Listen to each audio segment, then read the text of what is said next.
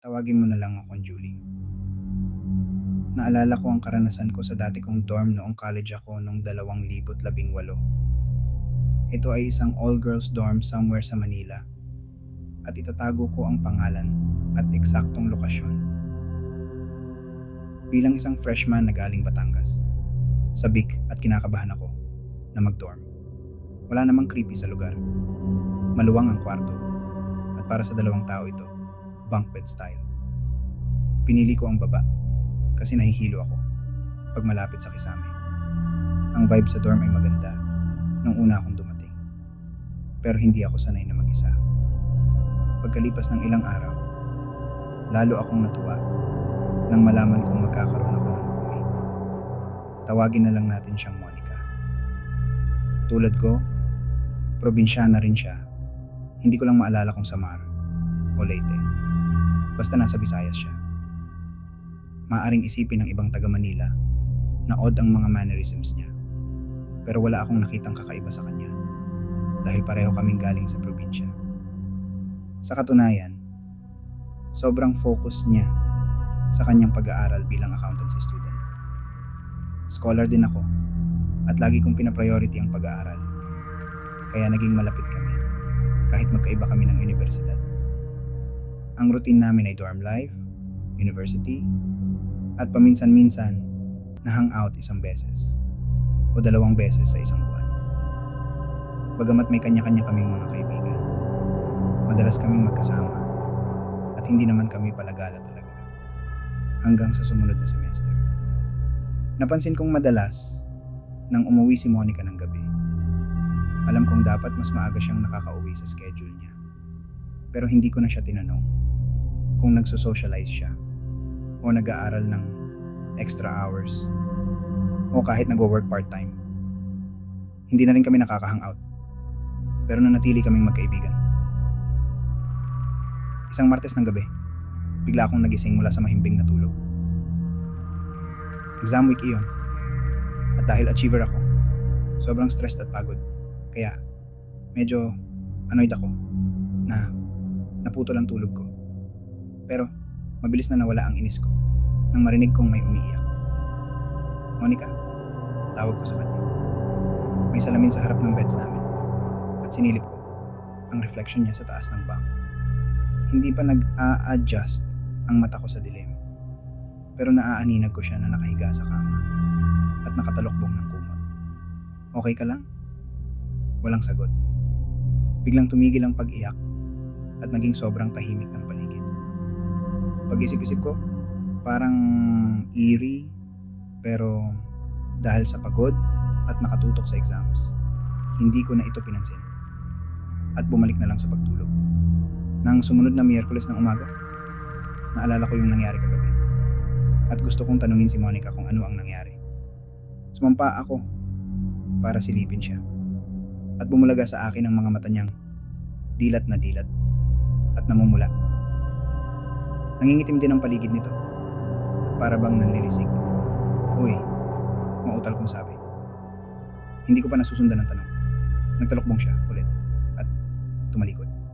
Naisip ko na baka ayaw niyang pag-usapan. Girl, di ka pa babangon? Anong oras ng exam mo? Wala pa ring sagot. Naa-anxious na ako para sa kanya. Kung ano bang problema niya. Work, financial, studies. Mabilis akong kumilos at nag-ayos para pumasok. Girl, may pizza pa sa fridge. Microwave mo na lang para di ka mahirapan mag-prepare ng breakfast. Yun lang at pumasok na ako. Mabilis lumipas ang exam.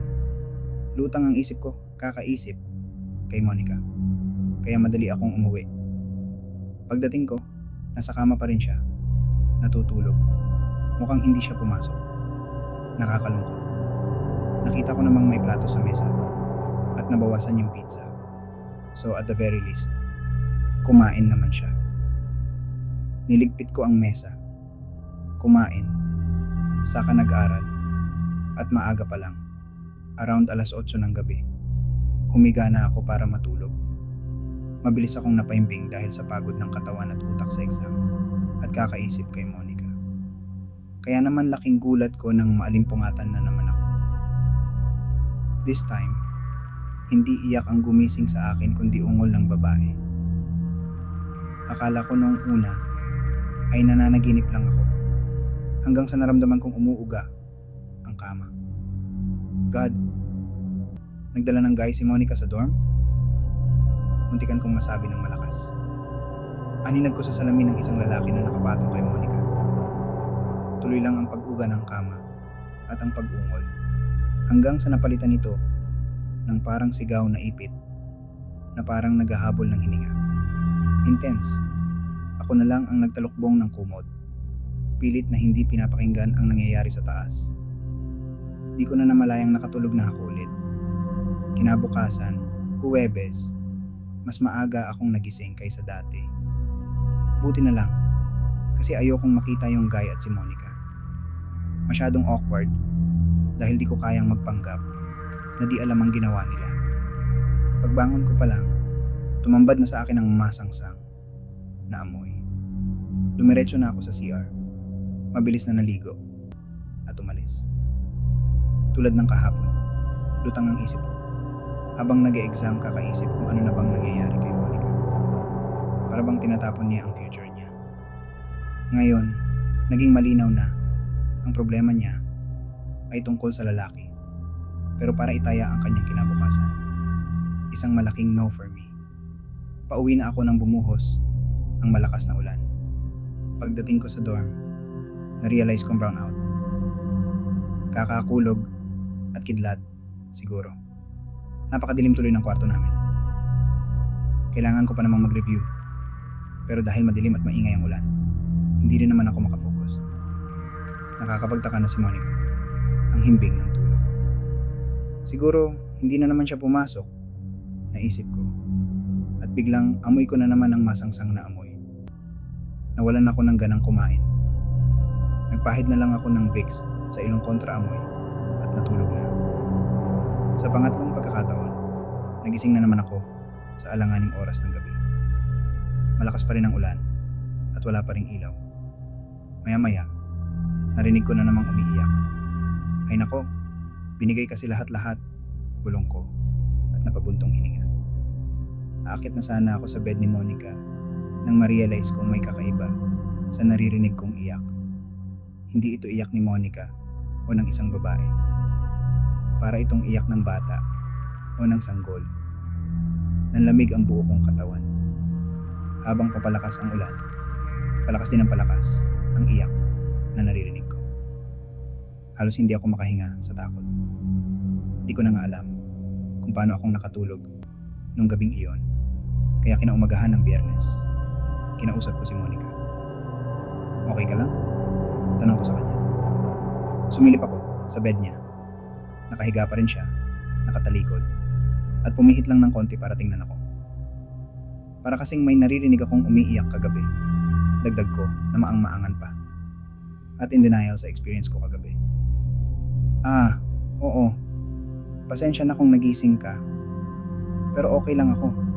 May niyang sagot at tumalikod ulit saka nagtalukbong. At least, nakikipag-usap na siya. Naisip ko na sana maligo at mag-clean up siya since ayaw ko talaga yung amoy sa kwarto namin. Anyway, last day of exam, I guess I'll ask her out like before. That might motivate her na bumangon, mag-ayos at lumabas. Pero hindi nangyari. Nakareceive ako ng text mula sa nanay ko na i-pick up daw nila ako ng uncle ko. Nakakauwi lang from abroad.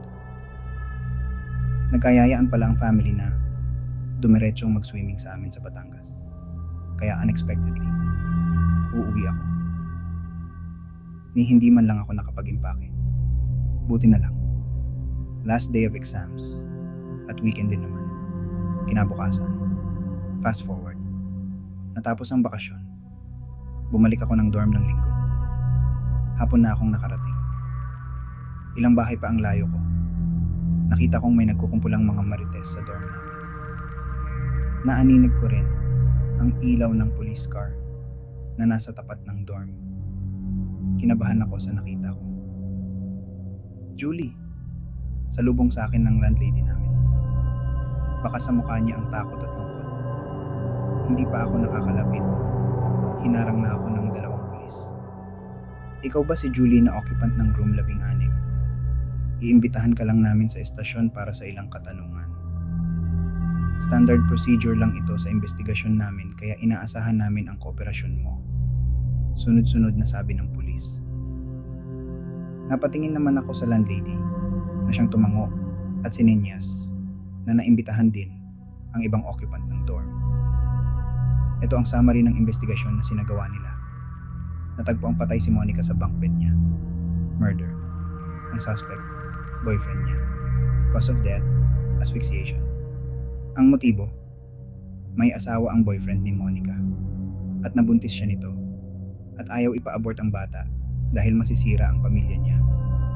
Holy. Nanlumo ako at napuno ng takot. Pinatay siya sa sakal. Teka, yun ba yung gabing narinig ko sila? Witness ba ako sa pagkamatay niya?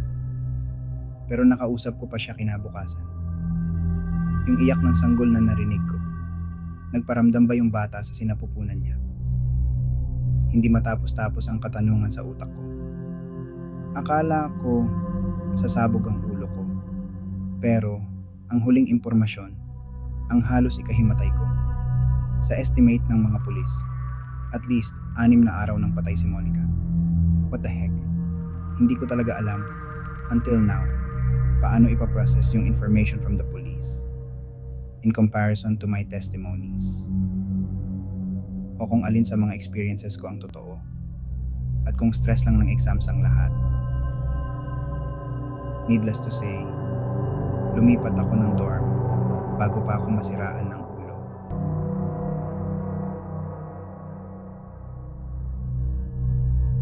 Ikaw, meron ka bang creepy confession na gustong ikwento?